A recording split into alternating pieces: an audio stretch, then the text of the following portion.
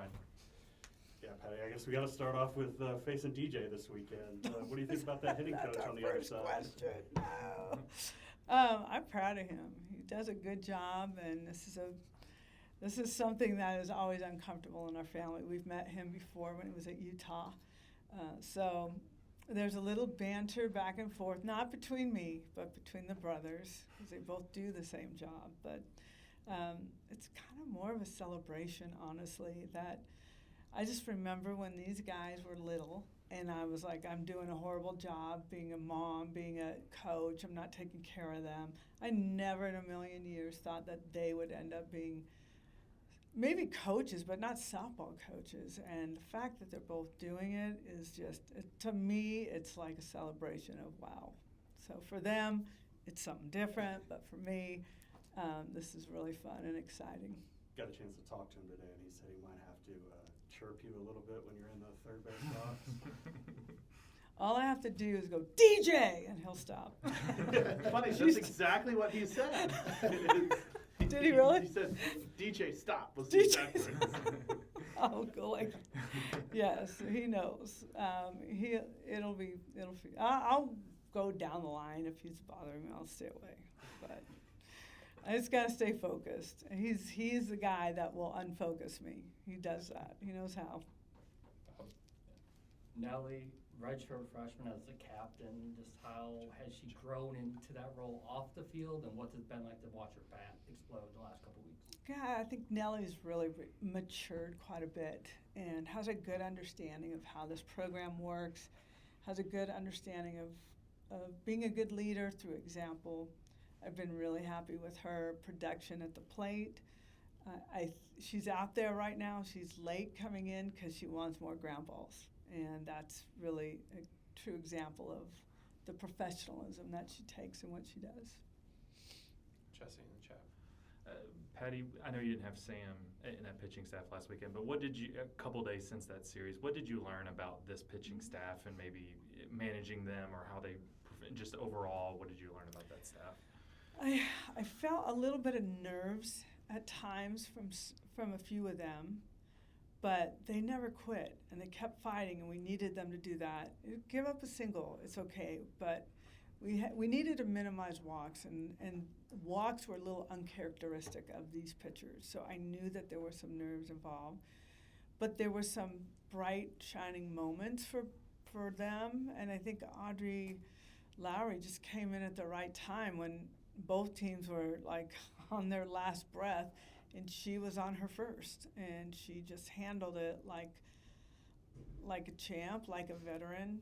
And I think we had to go through that experience to know what this could feel like, and just trust that our hitters will score runs for you, our defense will make plays, but just keep fighting, and they did that.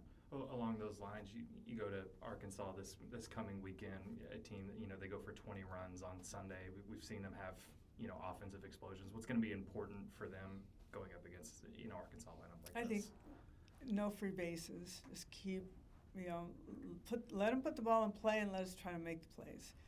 Keep the ball in the yard. They swing it. They swing well, very well. Top to bottom, they've got speed, so they're another tough top 10 opponent that we're going to have to bow up against. I think South Carolina was a great starting point for us to learn how to do this maybe and manage this a little bit better. But I think they're going to be ready. We've got to keep the ball in play and allow us to make the plays.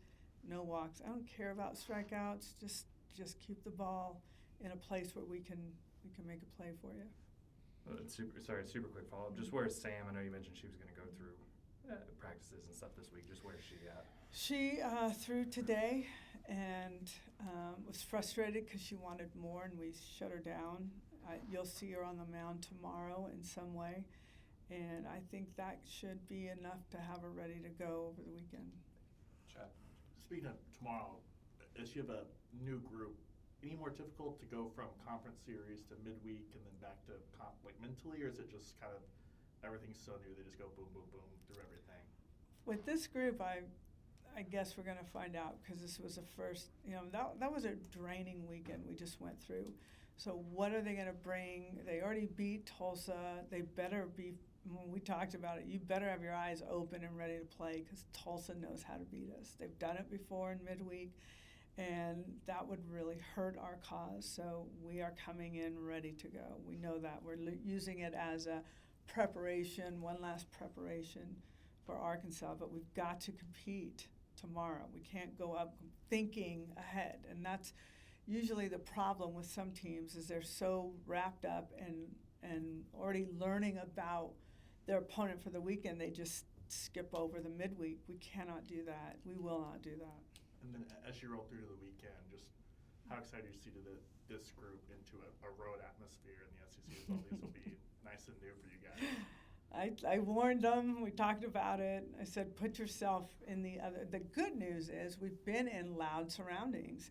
And although this is our home field, sometimes the loudness can really rattle you a little bit because you can't hear what's going on. You can't hear your teammates at times. So at least we're used to it.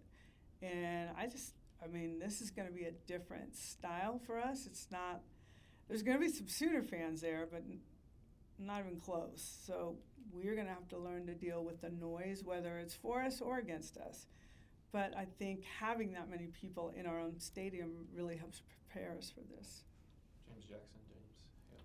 Coach, as you battled at South Carolina this past weekend, and you learned a lot about your team, but is there still some more things you want to look for when you're going against Tulsa and then later this weekend as well?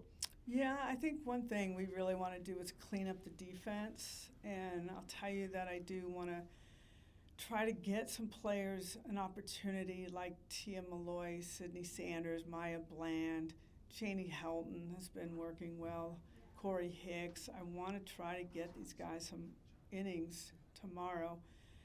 But again, I'm not trying to step over a team. We've got to really play hard.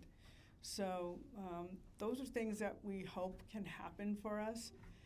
You might see Sydney Barker working a little bit at first base as well because I think she's really good and needs to find a place to help us out, and I think that might get Sid Sanders off her feet at times, which I think could help her.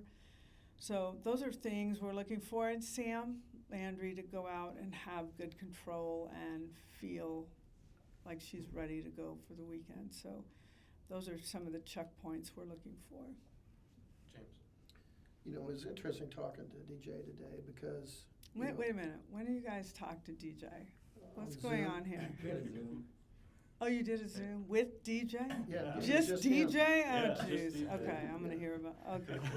Yeah, I couldn't really get my stuff to work, so I just listened to it for the most part. But Oh gosh. he talked a lot about his relationship with his brother and all he learned from his brother. And you hired him, your oldest son, to come and coach for you. Did you have a philosophy on hitting that was set in stone and that TJ just took off and made it better, or because they talk a little bit about this, this Gasso way of hitting. All right, so what does that mean and everything? DJ. The offensive philosophy really was designed by JT. Okay. And JT was kind of a GA with us, and then he went off and kind of created his own hitting style, and then I hired him back, and that's when he implemented it. And it's just been growing and growing and growing through new technology and new science and things that are really changing the way our team is swinging. And DJ is jumping on board. At first he was like, JT, tell me, and JT's like, no, figure it out yourself. I mean, that's how they were doing things. So I think DJ is really done they're good hitters, and they're strong, and he's done a good job with them. I don't know if they're talking the same language because they tell me they don't talk a lot, but I think that they talk hitting some. But then they go so far and then they stop. Like they won't go too far. So I don't ask. I'm done with those two fighting. I just want my sweet little grandkids. I don't want to deal with those guys, but they're good. They're both really, really good at what they do. And yeah. You talked about how well Arkansas hits. Mhm. How about pitch? How well do they Yeah, pitch? very well. I was very similar to South Carolina in our numbers. If you take our numbers and we did it with South Carolina, I'm doing it with Arkansas, our numbers are almost identical. They're a little ahead of us here and there, but I mean, our at-bats are maybe 25 total at-bats difference, that they have more than we do, and just Yeah.